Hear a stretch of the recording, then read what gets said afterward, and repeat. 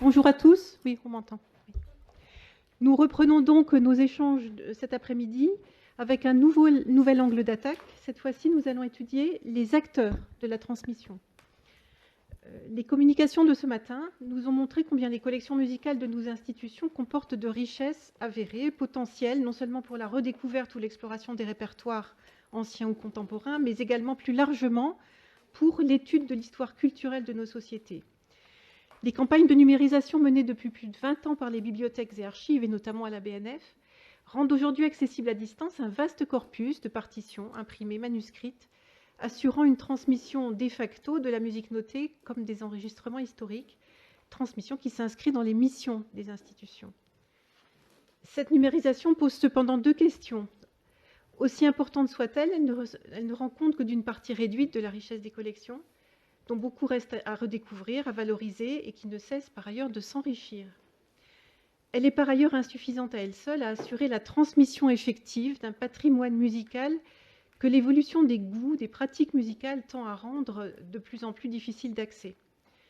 L'érosion du public naturel et la diminution constatée des travaux d'étude des sources musicales amènent en effet à s'interroger sur les usages des collections numérisées et des collections en général par les différents publics et sur les moyens de mobiliser de nouveaux publics.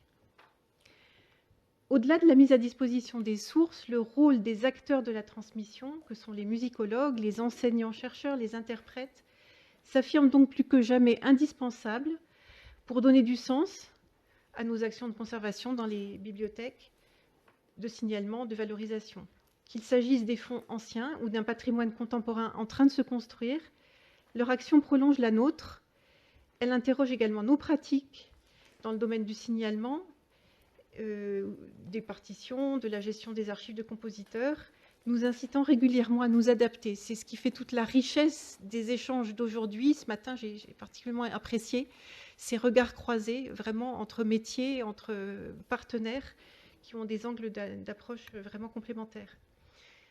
Les trois intervenants de la session de début d'après-midi sont tous issus du monde de la recherche. Leurs exposés portent sur des objets très différents et ils éclairent chacun un type d'action au service de la transmission de la musique, qu'il s'agisse de sensibiliser les générations futures à l'étude des sources musicales par un contact direct avec les collections, de les initier à la lecture, à l'analyse, à l'interprétation, voire à l'édition des sources, ou d'imaginer des dispositifs technologiques innovants d'accès aux sources sonores les plus anciennes. Donc, je vais vous présenter les interventions de cet après-midi. On va commencer par Raphaël Legrand. Raphaël est professeur de musicologie à Sorbonne Université et membre de l'Institut de recherche en musicologie, l'IREMUS. Son parcours est un peu difficile à résumer en deux mots, tant ses centres d'activité sont variés. Raphaël, vous êtes directrice du GRIMAS, groupe de recherche interdisciplinaire sur la musique et les arts du spectacle, cofondatrice du Centre de recherche interdisciplinaire sur les musiciennes. Vous travaillez aussi sur l'opéra et l'opéra comique. Vous étudiez l'œuvre de Jean-Philippe Rameau et vous vous intéressez, comme on l'a vu, aux femmes musiciennes. Donc vous avez publié plusieurs ouvrages, donc on va citer peut-être quelques-uns, un petit peu en rapport avec l'intervention d'aujourd'hui. Regard sur l'opéra comique a été publié en 2002 avec Nicole Ville, notre ancienne collègue, suite au classement et à l'inventaire du fonds de l'opéra comique à la Bibliothèque Musée de l'Opéra. Vous avez publié une monographie sur Rameau et le pouvoir de l'harmonie en 2007, donc ça c'est votre casquette vraiment musicologique. Et vous avez co-dirigé de nombreux ouvrages comme Entre théâtre et musique, consacré au récitatif en Europe, co-dirigé avec Laurine Quetin, et Musicienne en duo, Paris en 2015. Je n'en retiens que quelques-uns. Donc c'est à la fois votre expérience de musicologue et de professeur et votre passion pour l'exploration des sources dont vous allez témoigner aujourd'hui à travers cette présentation du fonds ancien de partition de la bibliothèque Clignancourt. Merci beaucoup. Alors je ne sais pas, il faudrait que le PowerPoint que j'ai fait apparaisse. Et bien voilà, très bien, parfait. Alors merci. Donc aujourd'hui j'avais l'intention, quand j'ai proposé mon intervention d'aujourd'hui, j'avais l'intention de faire un compte-rendu de chantier, parce que c'est un long chantier, et en fait, avec l'épidémie de Covid et le plan de continuité pédagogique et ces genres de choses qui ont été un peu complexes au printemps dernier, la fermeture de la bibliothèque pendant longtemps, ce n'est même plus un compte-rendu de chantier, c'est un compte-rendu de début de chantier ou un début de compte-rendu de chantier en cours, enfin bref. Donc c'est un début, mais je pense que ça reste intéressant de faire un point sur ce fonds ancien, sur l'action des bibliothécaires de la bibliothèque Clignancourt et puis du travail qui est fait aussi avec les étudiantes et les étudiants. En fait, tout cela aussi en vue de projets plus larges et qui nous dépassent complètement et une sorte d'appel à des forces supplémentaires. Donc, en préambule, je vais vous parler de la bibliothèque de Clignancourt. Après, quand j'ai envoyé mon projet, on m'a dit « oui, insiste bien sur la transmission ». Alors, j'ai fait 3 parties, bien sûr, mais avec 3 parties avec la transmission, je me suis dit que là, je restais dans le cadre, avec passé, présent, avenir. Bon, je ne pas trop compliqué, mais bon, voilà. Alors, la première chose, la bibliothèque de la bibliothèque Clignancourt de Sorbonne Université. Un petit mot sur cette bibliothèque récente. Le fonds ancien, mais la bibliothèque est récente. Si vous allez sur le portail documentaire de Sorbonne Université, vous arrivez sur cette page avec la bibliothèque Clignancourt et une photo où l'on voit nos étudiants faire un concert dans la bibliothèque même. Il y a des moments musicaux qui sont organisés dans la bibliothèque devant le portrait de Jean-Philippe Rameau, qui a émigré depuis l'Institut d'art et de musicologie jusqu'à Clignancourt. Et après beaucoup de discussions avec l'architecte, on a réussi à le mettre dans la bibliothèque. Donc ça montre que la musique en fait est au cœur de cette bibliothèque. Il y a évidemment d'autres fonds, mais disons que toute la musicologie est à Clignancourt, j'y reviendrai, alors que pour d'autres disciplines, le centre Clignancourt correspond au premier cycle, et donc les fonds de la bibliothèque ne sont pas les mêmes, du même ordre.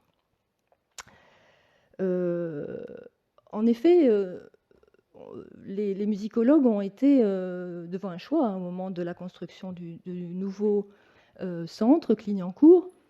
Fallait-il continuer comme auparavant à ne garder que les premiers cycles ou vraiment déménager l'ensemble de la musicologie?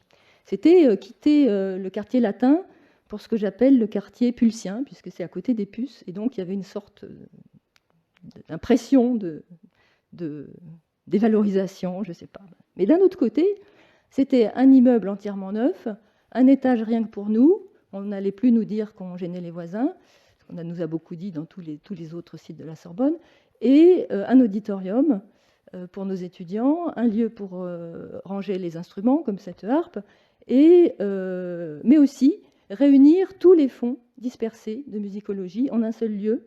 Et moi, ce qui m'a vraiment poussé à être favorable, on a discuté entre nous, mais on a été majoritairement favorable à ce déménagement. Moi, ce qui m'a vraiment poussé, c'était en fait le modèle d'une université comme aux États-Unis, où le cœur de l'université, c'est la bibliothèque.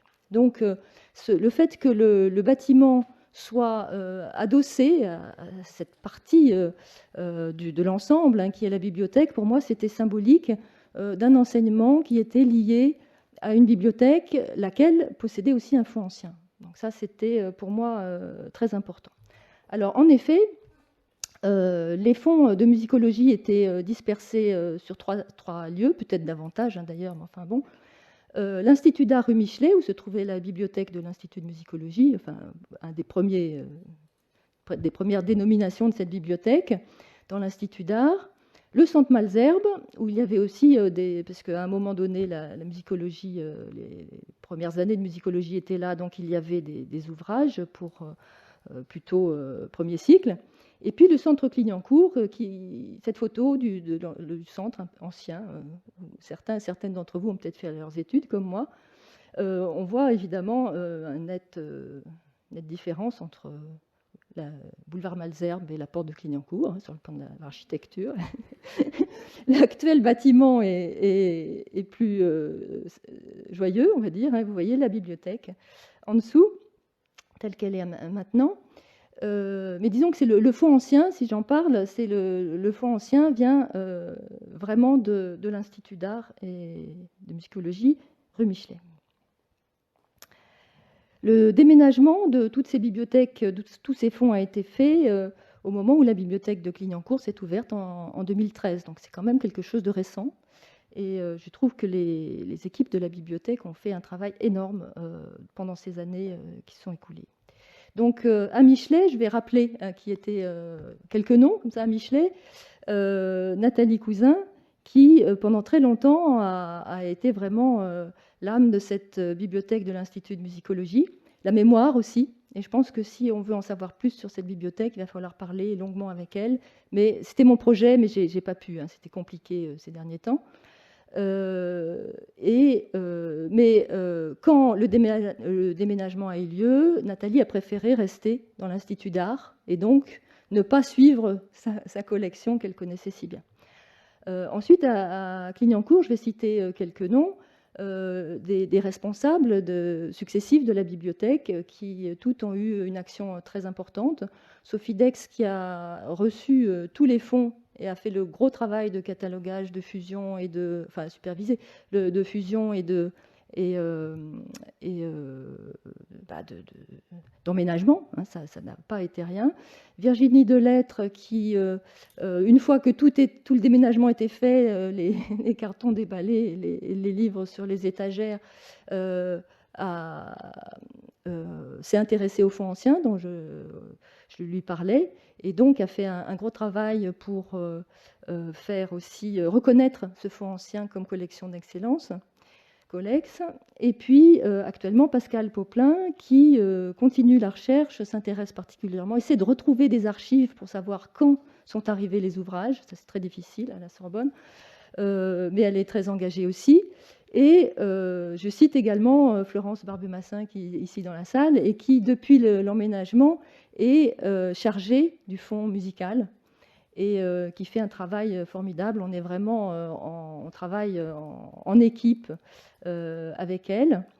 Et puis donc, moi, je suis la référente depuis, je sais plus 10 ans, 15 ans, la référente bibliothèque de l'UFR de musicologie, c'est-à-dire que je fais le lien entre les deux. Alors, ce fonds, c'est évidemment une transmission, mais dont les modalités sont encore à étudier, je pense. Hein. La constitution du fonds est encore à étudier, à moins qu'il y ait eu des études, où là je fais un appel à l'érudition de mon public, des études qui étaient faites ou des pistes qui puissent nous éclairer. Mais il y a encore beaucoup à faire.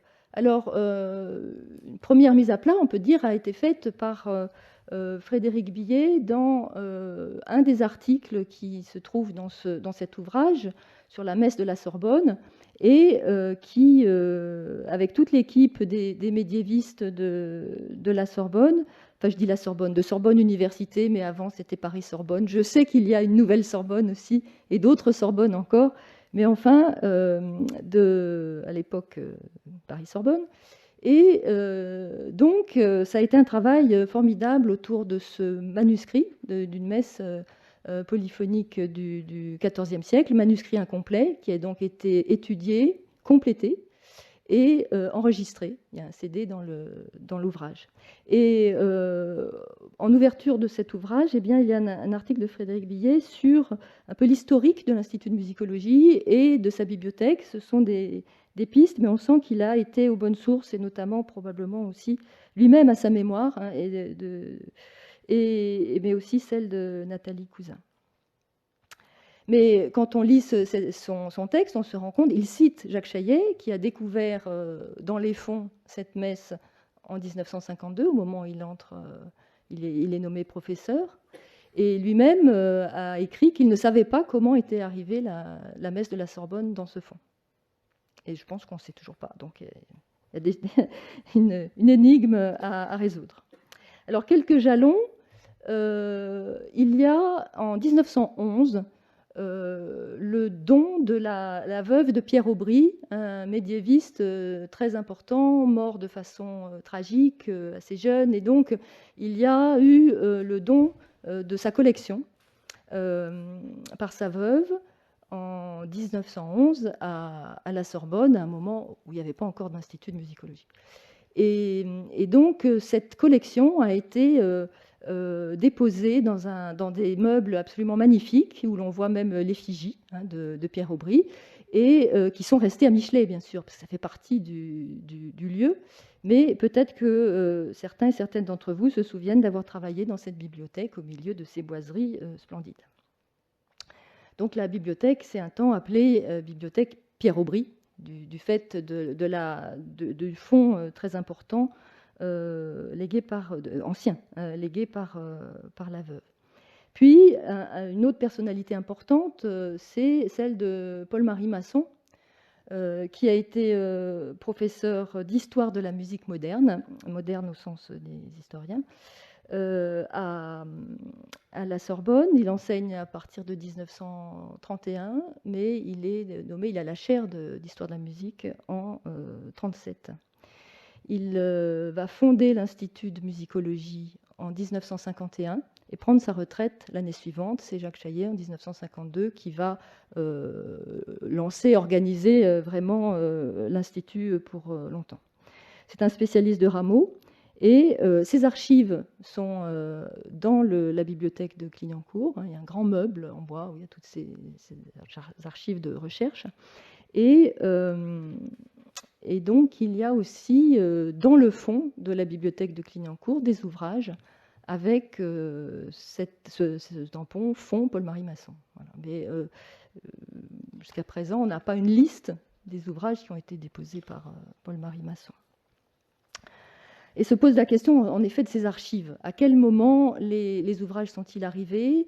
Et bien dans la vieille Sorbonne, on s'est rendu compte qu'on ne savait pas où étaient les archives. Alors là, Pascale Popelin commence à faire un gros travail. Elle a réussi à trouver des archives à Michelet, mais en fait, c'était les archives de l'Association des Amis d'Henri Expert. Bon, c'est toujours ça de prix, mais maintenant, ils sont à Clignancourt.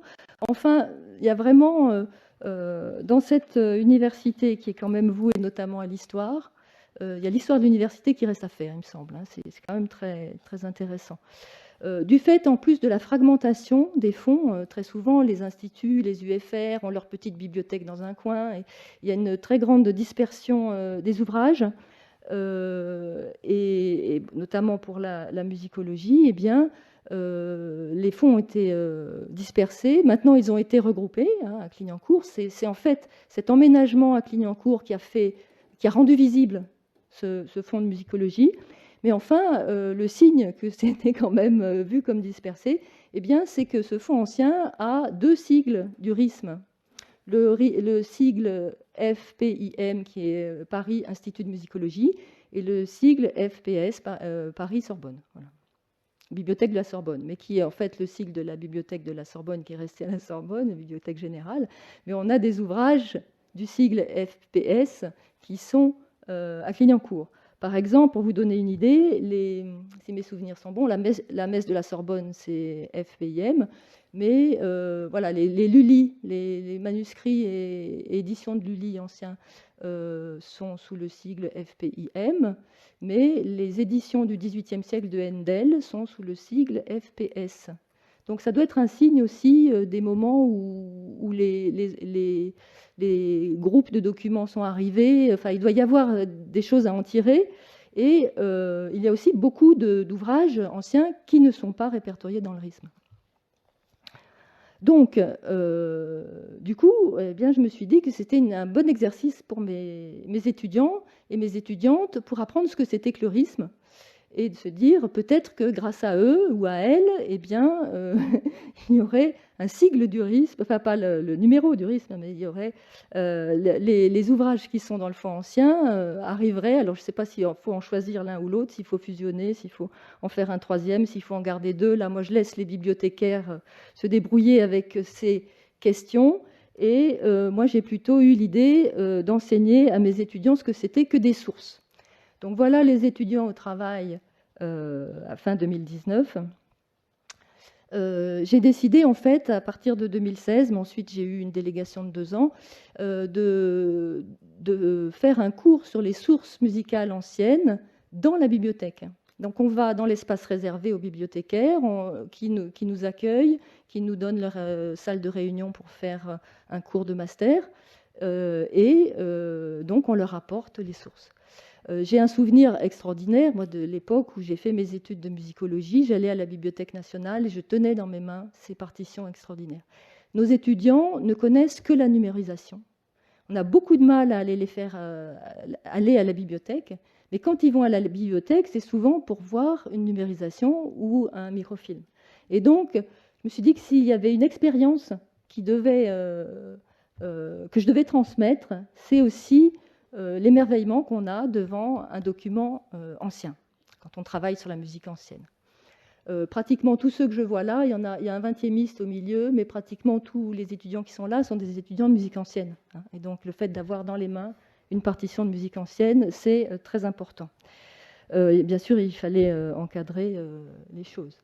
Donc mon idée, on a fait ça pendant 2 ans et j'entame la 3e année, c'était de demander aux étudiants de faire une fiche sur chacun des exemplaires qu'ils allaient voir, 1, 2, 3 maximum durant le cours, en cherchant le numéro du RISM pour les pièces éditées, en regardant si l'œuvre a été un exemplaire identique qui était en ligne sur Gallica, en comparant des exemplaires, donc en utilisant toutes les possibilités numériques. Et ensuite, en ayant rempli leur fiche, allant voir la source ancienne et essayant de récolter le maximum d'informations sur un exemplaire particulier.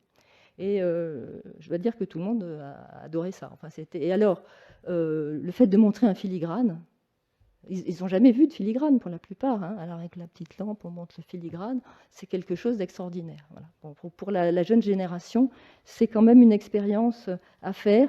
Et il est vrai que quand on va maintenant, soit à la Bibliothèque nationale, soit à la Bibliothèque de l'Opéra, bon, où sont les documents qui intéressent surtout mon époque, l'époque que je transmets, eh bien, c'est quand même de plus en plus difficile qu'ils puissent accéder vraiment de près à ces... On comprend, hein, je ne suis pas une critique, mais enfin, là, j'ai profité du fait qu'il y avait un fonds ancien et j'ai profité des forces de mes étudiants pour faire des fiches. Je ne sais pas si le cadre de la fiche est très bien fait, mais au moins, on sort chaque exemplaire et on voit les ex-libris, s'il y a des annotations manuscrites, etc., etc. Donc là, c'est le côté transmission aussi. Je vais essayer de ne pas trop m'étendre. Ça s'est fait à partir de cotes. Au début, moi, j'ai pris le catalogue informatisé, j'ai tapé Lully, et puis j'ai regardé ce qu'il y avait de Lully, j'ai tapé Campra. Voilà. J'ai eu une liste comme ça, mais évidemment, je n'ai pas pensé à tout. Je n'avais pas pensé à Duval, qui est mon héroïne, et il y a son opéra qui est à la Clignancourt. Mais du coup, j'ai demandé aux bibliothécaires, elles m'ont proposé plutôt gentiment de faire des extractions de cotes, et donc j'ai des listes, des fichiers Excel avec les cotes. Et en fait, on a voilà, des cotes comme la cote A3, j'en ai compté 195 hein, dans le fichier Excel qu'on m'a envoyé. Tout ça, ça peut être révisé. A4, 415, A5, 513, F7, 428. Bon. Mais dans la cote A3, il y a de l'opéra et de la musique instrumentale plutôt publiée au XIXe siècle, mais s'y trouvent les cantates de Jacquet de la Guerre, édition originale. Dans la cote A4, il y a plutôt des éditions 19e, 20e, mais on trouve les romances de Rousseau, les Consolations. Dans la cote A5, il y a 513 cotes, mais 54 cotes de réserve où il y a des opéras français du 18e. Et puis dans la cote F7, 428 cotes, il y a beaucoup d'opéras comiques. La première année de travail, j'ai travaillé sur l'opéra comique, il y avait à peu près 200 opéras comiques 18e, début 19e, hein, donc c'est énorme. Et puis l'opéra français aussi. Et puis donc les cotes F3, F6, il y a des ouvrages théoriques. Enfin voilà, ça vous donne un peu une idée. Là, on arrive à 1500 cotes à peu près, mais au milieu de tout ça, il y a des partitions d'études de Bach, il y a du XXe siècle. Enfin, c'est assez difficile d'avoir une idée très nette de ce que représente ce fonds ancien. Donc ça, c'était le travail avec les étudiants. Pendant ce temps, les bibliothécaires ont fait un très gros travail de conditionnement de ces ouvrages, dont certains sont abîmés, qui doivent vraiment être traités. Alors là, je vous montre les boîtes, Parce que la difficulté, évidemment, c'est que cette bibliothèque est une bibliothèque universitaire, notamment avec beaucoup de premiers cycles en histoire, en sociologie, etc. Il n'y a pas que la musicologie. Ce n'est pas une bibliothèque de recherche, en fait. Hein. C'est vrai, d'abord une bibliothèque universitaire, bibliothèque de prêt, avec beaucoup d'ouvrages en accès libre, etc. Et puis, évidemment, comme beaucoup, une bibliothèque qui travaille en sous-effectif, qui compte un peu sur le dévouement du personnel pour fonctionner. Donc là, le fait de se mettre à prendre à bras-le-corps un fonds comme ça, ancien, précieux, et faire tout ce qu'il faut, eh bien, c'est un très gros engagement que je salue. Alors, je ne vais pas vous donner des résultats, mais juste, parce qu'on n'a pas beaucoup de temps, mais juste quelques perspectives de ce que j'ai pu trouver à l'automne dernier avec mes étudiants. On a vu à peu près une cinquantaine d'opéras français, fin 17e et première moitié 18e. Eh bien, il y a le Ballet des Muses d'André Campra. C'est un manuscrit Philidor, un manuscrit donc copié pour le Comte de Toulouse. Ça fait partie de la collection du Comte de Toulouse. On voit les armes du Comte de Toulouse sur la... un autre de Lully, c'est un autre manuscrit, le Carnaval Mascarade, là aussi copié pour le Comte de Toulouse. Et on voit sur la page de garde de la vente du roi Louis-Philippe, 1852. Donc ça fait partie de ces œuvres qui ont été, enfin ces partitions qui ont été vendues en 1852, qui appartenaient à la Bibliothèque royale, en passant par... enfin, je ne connais pas toute l'histoire, mais il faut lire Catherine Massip. et donc... notamment des exemplaires aussi qui étaient déposés à la bibliothèque municipale de Versailles et qui ont été aussi vendus pour certains. Notamment, c'est là que l'on retrouve la partition de mon héroïne Duval. Ça fait 6 ans que je travaille sur Duval et je continue à chercher. Et donc, c'est un exemplaire qui était en double. Il y avait 2 exemplaires des génies de Duval au château de Versailles. 2 exemplaires donc, qui ont été déposés à la bibliothèque municipale de Versailles quand elle s'est constituée.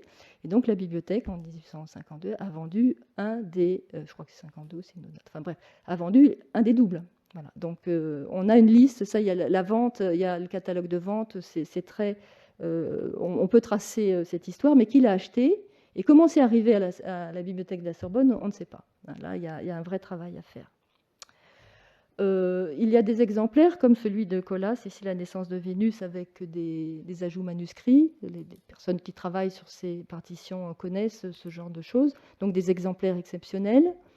Un Lully avec, enfin plusieurs Lully avec des Ballard, des éditions Ballard avec les petites corrections que l'on connaît. Et donc on va glaner tous les exemplaires pour collecter ces corrections qui sont faites au moment de l'impression.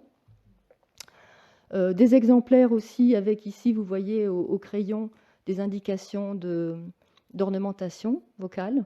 Ça, c'est intéressant aussi. Et puis, alors, là, je sors un tout petit peu des partitions, mais on a quand même l'exemplaire du traité de l'harmonie, qui était l'exemplaire de Paul-Marie Masson. Et Paul-Marie Masson a corrigé Rameau. Quand il y avait des coquilles, des erreurs, il a corrigé son exemplaire avec l'errata. Et puis, il a mis des petits points rouges au crayon, sans doute rouge et bleu, dans la marge. Je n'ai pas eu le temps de comprendre tout ça. Je sens que plus je demanderai cet exemplaire qui a une reliure extrêmement abîmée, plus Florence me dira qu'il est en mauvais état et qu'il ne faut pas trop le toucher. Mais voilà, il y a des choses vraiment intéressantes à faire avec ce fonds. Voilà encore ce fonds de Paul-Marie Masson. Donc, j'ai pris des photos et mes étudiants ont noté, mais j'ai aussi pris des photos des ex-libris. On a toute une série d'ouvrages qui ont appartenu à la marquise de Flamanville, d'autres à Charles Dufort. Alors j'ai juste commencé, mais enfin il y a 2 Charles Dufort, un père et un fils, qui sont des compositeurs au XIXe siècle. Et il y a une édition de Percé où le fils a écrit relié par les mains de mon pauvre père, voilà, donc qui était mort. donc là, je pense qu'il y a des pistes. Il y a des armes qui sont... il y a un certain nombre d'exemplaires avec ces armes grattées. Si vous y connaissez, dites-moi de quoi il s'agit. J'ai trouvé le même type d'armes grattées dans un exemplaire qui est en ligne à Bruxelles. Enfin, je passe, pour ne pas rester trop longtemps et dépasser le temps qui m'est imparti. Pour finir, eh bien, le futur, ça me servira de conclusion. Je pense qu'il faut faire un catalogue, il faut inventorier, il faut comprendre, il faut faire vraiment maintenant essayer de recréer une unité de ce fonds ancien de la bibliothèque de la Sorbonne pour essayer de comprendre comment il s'est constitué, quelle est son identité.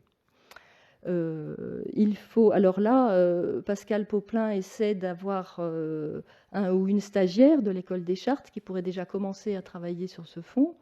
Donc elle a fait une proposition de stage. Il faut évidemment une personne qui soit volontaire, qui connaisse la musique, etc. Il va falloir restaurer, parce qu'on a des exemplaires qui sont très abîmés. Là, surtout les Lully, on sent que les personnes qui ont acheté des Lully à bas prix avec des reliures terriblement abîmées. Mais vous voyez, là, je crois que je ne sais plus si c'est Alceste ou un autre qui a été rafistolé avec du scotch. Enfin bon, ils ne sont pas tous comme ça, mais il y a quand même un gros travail à faire de restauration. Et numériser. Alors, un des points de départ de ce travail, ça a été aussi la demande d'Herbert Schneider, qui est le grand spécialiste de Lully, qui faisait l'édition d'Alceste de Lully, qui savait qu'il y avait 2 manuscrits d'Alceste à la Sorbonne, qui ne pouvaient pas se déplacer, et qui a demandé la numérisation. C'était extrêmement difficile de faire une numérisation dans le cas d'une bibliothèque universitaire qui n'était pas outillée. Donc il y a eu un partenariat avec la Bibliothèque nationale, et donc la Bibliothèque nationale qui a numérisé, et les 2 exemplaires sont maintenant en ligne sur Gallica. Donc, il n'y en a que 2, mais mon idée aussi en travaillant avec mes étudiants, c'est de faire émerger des exemplaires exceptionnels que l'on pourrait numériser en premier, parce qu'il n'y a peut-être pas nécessité de tout numériser.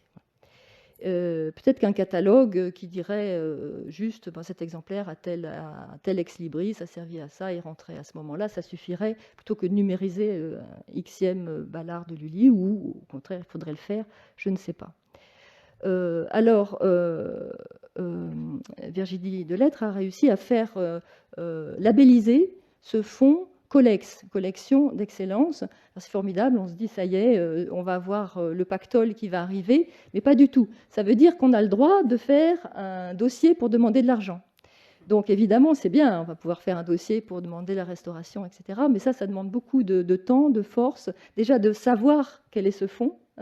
Il y a quand même, je pense, un peu de travail en amont avant de demander des choses. Et donc je conclus là-dessus, c'est que en fait, ce fonds est très intéressant. Maintenant, il est réuni entièrement dans un endroit qui est sûr, avec des bibliothécaires qui s'y intéressent, qui ont beaucoup de soins. Il y a des étudiants à côté, des spécialistes de musicologie, parce que là, j'ai parlé du XVIIe, XVIIIe siècle, mais il y a beaucoup de choses du XIXe, des spécialistes de toutes les périodes. Il y a des forces, mais il n'y a pas de temps. Et là, je pense qu'il y a vraiment un travail collectif à faire, aussi des conseils à recevoir. Qu'est-ce qu'on fait quand on a ces trésors dans les magasins? Qu'est-ce qu'il faut faire? Et c'est là ma conclusion. Voilà. Merci beaucoup, Raphaël. Merci.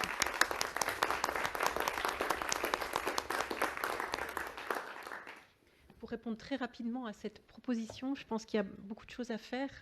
Les moyens, je ne sais pas, mais vous savez que le ministère de la Culture poursuit le repérage du patrimoine musical régional dans toutes les régions de France, et que ça pourrait être peut-être une piste pour inclure la bibliothèque de Clignancourt. Je ne sais pas, il faut en discuter. En tout cas, l'IREMUS est maintenant tout à fait impliqué dans ce projet, puisque le projet est porté maintenant par le laboratoire depuis septembre. Donc c'est une excellente nouvelle. Voilà, donc on en reparle.